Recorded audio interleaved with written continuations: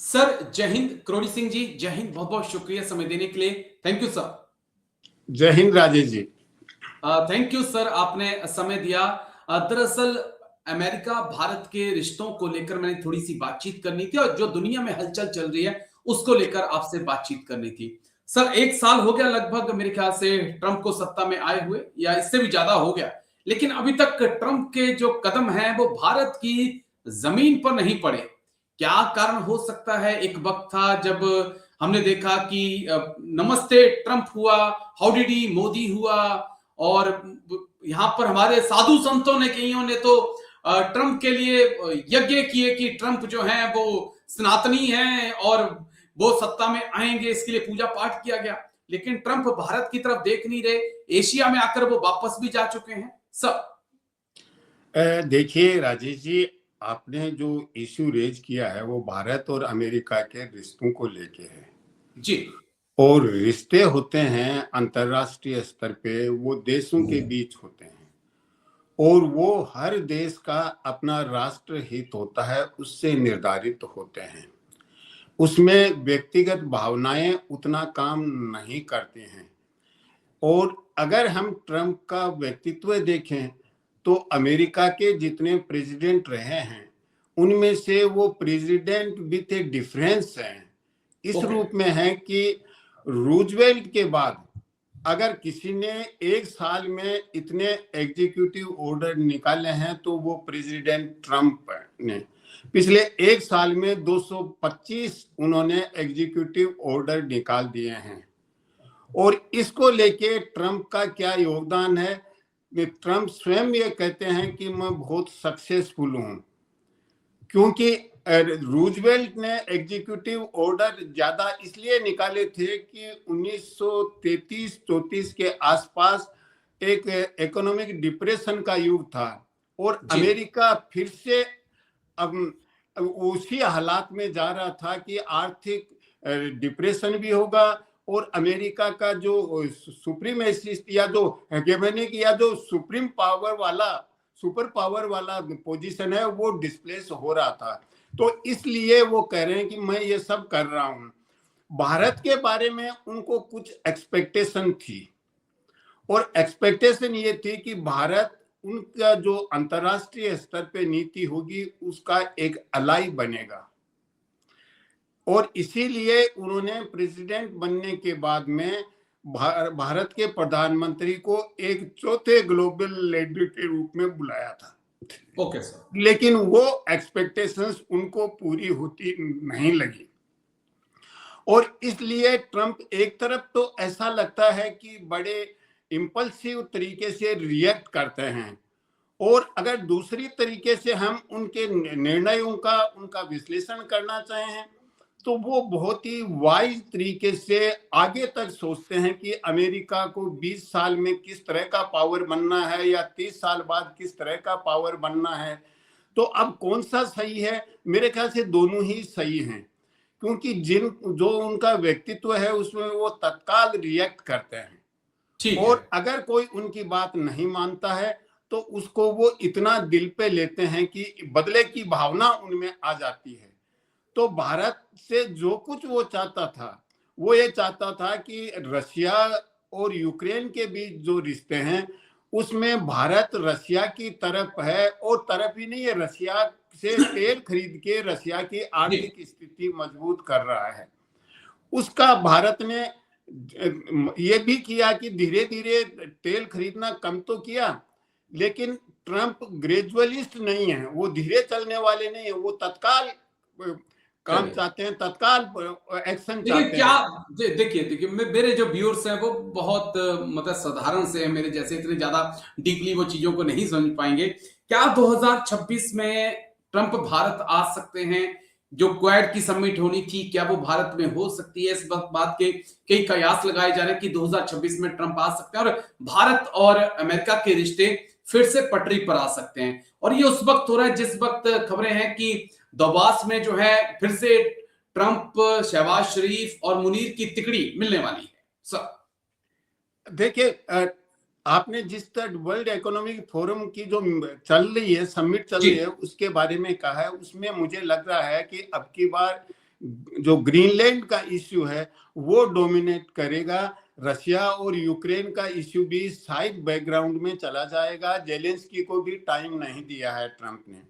दूसरा वहां जो इश्यू होगा वो होगा गजा का। जो बोर्ड ऑफ पीस बना है, हो सकता है साइडलाइन से उसकी मीटिंग करें, क्योंकि ट्रंप फंड्स मोबिलाइज करना चाहता है गाजा के रिकंस्ट्रक्शन के लिए, और इसीलिए 60 नेताओं को बुलाया है और उनको कहा कि मेंबर बनने के लिए आपको, परमानेंट मेंबर बनोगे बोर्ड ऑफ पीस का, तो $1 बिलियन देना पड़ेगा। तो ट्रंप का जो बिजनेस का एटीट्यूड है वो भी काम आ रहा है, और वो अमेरिका का एक अलायंस का पार्टनर भारत को बनाना चाहते हैं। और इसीलिए उनका ये प्रयास था कि जो क्वेड है उनको जी एक मिलिट्री अलायंस में कन्वर्ट किया जाए। तो क्वेड की जो मिलिट्री एक्सरसाइज थी उसमें भारत ने भाग नहीं लिया। इसी तरह अब जो ब्रिक्स की नेवल एक्सरसाइज हो रही है साउथ अफ्रीका के नेतृत्व में, उसमें भी भारत भाग नहीं ले रहा है। तो भारत की जो कंसिस्टेंट पॉलिसी है कि मिलिट्री अलायंस से भारत को अलग रखना, और ये ट्रंप को एक्सेप्टेबल नहीं है। अगर ब्रिक्स में जाता तो ट्रंप और ज्यादा रिएक्ट करता। तो इस तरह की स्थिति में मुझे नहीं लगता कि अब क्वेड कोई इफेक्टिव ऑर्गेनाइजेशन होगा। और यही ठीक नहीं है। है, जापान ने, ऑस्ट्रेलिया में जापान के राजदूत ने स्पष्ट कह दिया है कि एक इक्विलेटरल सिक्योरिटी ट्रायंगल बनेगा, उसमें ऑस्ट्रेलिया, अमेरिका, जापान होंगे। तो मुझे लगता है कि क्वेड का एक विकल्प उभर रहा है, उसमें भारत पार्टी ही नहीं बन पा रहा है। जो सिक्योरिटी ट्रायंगल बना रहे हैं वो जी इंडो पैसिफिक की स्थिति को देखेगा। तो मुझे नहीं लगता कि भारत और अमेरिका के बीच में कोई बहुत ज्यादा इंडो पैसिफिक को लेके कोई अलायंस की तरफ बढ़ने का है। हाँ, लेकिन भारत का अमेरिका के साथ जो डिफेंस एग्रीमेंट हैं, जो टेक्नोलॉजी के एग्रीमेंट्स हैं, अगर जी वो स्मूथली चलते रहें तो ये भारत की कूटनीतिक सफलता हो सकती है। और उसमें अगर बाधा आती है तो भारत के लिए और अधिक मुश्किल हो जाएगा। और ट्रंप ठीक है जिस सर। तरह से अनप्रडिक्टेबल हैं, पिछले 1 साल का जो अनुभव है उनके साथ, भारत का नहीं, पूरी पूरी दुनिया का, यूरोप के देशों को भी उन्होंने कह दिया ग्रीनलैंड दे दो, नहीं तो मैं जी, दस टैरिफ लगा परसेंट दूंगा। टैरिफ लगाऊंगा आपको, चाहे कुछ भी हो। तो चलिए, अभी मैं उनको, क्योंकि ट्रंप पे ही वापस आना चाहूंगा। 2 सवाल मेरे हैं जिनका जवाब मैं चाहूंगा, क्योंकि व्यूअर्स ज्यादा लंबा वीडियो देखते नहीं है, लेकिन फिर भी हम कोशिश करेंगे कि 10-12 मिनट तक इसको खींचे। एक तो ईरान को लेकर क्या आपको पॉसिबिलिटी अब लग रही है, चीजें ठीक हो चुकी हैं, या अमेरिका कोई बड़ा मेजर रोल ईरान के अंदर प्ले कर रहा है? इसलिए नहीं कि ईरान में खामनेई को हटाना है, लोगों की आवाज को उठाना है, इसलिए क्योंकि ईरान के पास तेल बहुत ज्यादा है। देखिए, ये अमेरिका का इंटेंशन है। जी और अमेरिका ने प्रेशर बनाने के लिए जो इंडो पैसिफिक रीजन से फोर्सेस थी उनको मिडिल ईस्ट की तरफ डाइवर्ट भी किया है। लेकिन मुझे नहीं लगता कि इस वक्त वो प्रत्यक्ष रूप से हस्तक्षेप करेंगे। एक तो ईरानियन जो फोर्सेज हैं, लॉ एंड ऑर्डर मशीनरी है, उन्होंने मूवमेंट को, जो प्रोटेस्ट मूवमेंट है उसको नियंत्रित कर लिया है। और जो वहां की जनता है वो भी सरकार के समर्थन में भी आ गई थी, और बहुत ही लार्ज स्केल पे सरकार का समर्थन हो रहा था। एक तो ये कारण है। दूसरा ये है कि मिडिल ईस्ट के जो अमेरिका के अलाई हैं, चाहे यूएई हो, सऊदी अरब हो, टर्की हो, ये नहीं चाहते कि अमेरिका ईरान में इंटरफेरेंस करे, और ओके। ये एस्कालेट होके जो अमेरिकन बेसेस हैं इन कंट्रीज में उन पे ईरान अटैक करे और पूरे मिडिल ईस्ट में आग लग जाए। तो ये वो मिडिल ईस्ट वाले नहीं चाहते हैं। तो अमेरिका के अलाई ने कन्विंस कर दिया है। तीसरा ये है कि अभी गाजा का जो है सेकंड फेज आ रहा है गाजा पीस एग्रीमेंट का, अगर ईरान में एस्केलेट होता है तो वो खटाई में पड़ जाएगा, वो आगे नहीं बढ़ पाएगा। इजराइल इसके लिए दबाव बना रहा है कि अमेरिका इंटरफेरेंस करे ईरान में। इजराइल तो यहां तक कह रहा है कि गाजा पीस एग्रीमेंट में टर्की को, जो सेकंड फेज है उसमें टर्की और कतर जैसे देशों को भी नहीं लिया जाए, लेकिन उसके लिए अमेरिका तैयार नहीं है। तो ठीक और है। एक अन्य है, जो अगर ईरान में हस्तक्षेप करता है तो जो ईरान के प्रोक्सी हैं, हिजबुल्लाह, हमास, हुती, वो अब एक गोरिल्ला वारफेयर में आ जाएंगे, क्योंकि उनके साथ भी बातचीत चल रही है।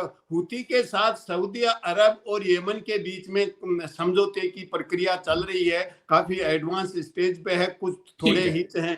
इसी तरह से सीरिया में कुर्द्स और ये सीरियन बस गवर्नमेंट आप के मेरा बीच में आखिरी चल रही सवाल, है। क्योंकि जी लंबा लंबा वक्त ले लिया है, बस एक आखिरी सवाल जो मैं आपसे समझना चाहूंगा प्रणीत जी, ग्रीनलैंड को लेकर क्या पॉसिबिलिटी आप देख रहे हैं, ट्रंप का क्या रोल देख रहे हैं? पहले भी आपने चर्चा की, लेकिन हम देख रहे हैं कि नेटो की तरफ से वहां पर सैनिकों की बढ़ोतरी की जा रही है, वहां पर नेटो भी अपनी पोस्टरिंग ऑफ पावर कर रहा है, अमेरिका भी अपनी पोस्टरिंग ऑफ पावर कर रहा है, खबरें आ रही है कुछ फाइटर जेट भी अमेरिका वहां पर तैनात करेगा, और वहां पर भी रेयर अर्थ मिनरल्स का ही खेल सीधे तौर पे नजर आ रहा है। तो क्या देख रहे हैं आप ग्रीनलैंड को लेकर, किस हद तक ये टकराव जा सकता है?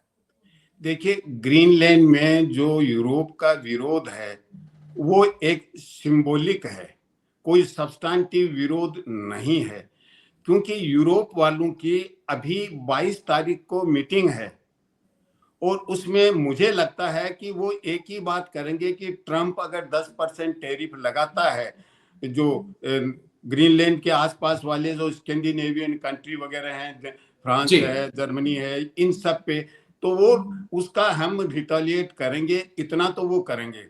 लेकिन मुझे नहीं लगता कि यूरोपियन कंट्रीज में कोई ऐसा कन्फ्रंटेशन अमेरिका के साथ होगा जिसको हम सैनिक कन्फ्रंटेशन कह सकें। इसका मतलब तो नेटो का एंड हो सकता है। और बहुत पहले मैंने अपने चैनल पे भी कहा था कि नेटो एक कोल्ड वार का प्रोडक्ट है, इंस्टीट्यूशन, उसका रेलेवेंस नहीं है। उसको जिस तरह से एक्सपेंड किया, उसने यूरोप में कॉन्फ्लिक्ट क्रिएट किया है, तो नेटो में ही संकट है। तो मुझे नहीं लगता कन्फ्रंटेशन होगा। लेकिन ट्रंप ने यह कह दिया कि मैं 100% टैरिफ लगाऊंगा और यूरोपियंस को रशिया यूक्रेन पे फोकस करना चाहिए, ग्रीनलैंड पे नहीं करना चाहिए, ग्रीनलैंड मुझे दे देना चाहिए। तो ट्रंप तो डिटरमिन है ग्रीनलैंड लेने के लिए। लेकिन जो ब्रिटेन के जैसे प्रधानमंत्री ने कहा कि भाई ग्रीनलैंड के बारे में डिसीजन लेना ग्रीनलैंड की जनता और डेनमार्क का काम है। दूसरा यह है कि ग्रीनलैंड के बारे में ये डिसाइड करना कि वो सिक्योरिटी के लिए प्रॉब्लम है, तो कॉमन सिक्योरिटी का कंसेप्ट होना चाहिए। अमेरिका सिक्योरिटी प्रोवाइड करे ये नहीं है, कॉमन सिक्योरिटी हो, यूरोप और अमेरिका मिलके सिक्योरिटी के बारे में सोचें अगर चाइना रशिया का थ्रेट है। और इसी बीच चाइना ने विरोध प्रकट कर दिया है कि चाइना को अननेसेसरी ब्रेक किया जा रहा है। चाइना का ग्रीनलैंड इश्यू से कोई कंसर्न नहीं है, ऑफिशियली स्टेटमेंट चाइना ने दे दिया है। तो मुझे लगता है कि ट्रंप कह रहे हैं मैं हर हालत में ग्रीनलैंड लेके रहूंगा। यूरोपियंस, मुझे लगता है कि उनका प्रोटेस्ट है वो सिंबॉलिक है, कोई बहुत ज्यादा नहीं। जी राजेश, लेकिन इतना जरूर है कि ट्रंप के फैसलों ने पूरी दुनिया में हलचल मचा रखी है, और खासकर भारत वो आते हैं नहीं आते हैं ये देखना बहुत दिलचस्प होगा। क्योंकि मैं जब भी ट्रंप के बारे में सर्च करने जाता हूं तो मुझे नमस्ते ट्रंप और हाउ डू डी मोदी की तस्वीरें याद आ जाती हैं, और याद आता है वो काल जब भारत में ट्रंप की जीत की दुआएं मांगी जा रही थी, और वही ट्रंप आज भारत में कदम रखने के लिए तैयार नहीं। लेकिन शुक्रिया, बहुत बहुत शुक्रिया करोड़ी सिंह जी। थैंक यू, जय हिंद, take care sir. Thank you sir. Thank you Rajesh, thank you sir.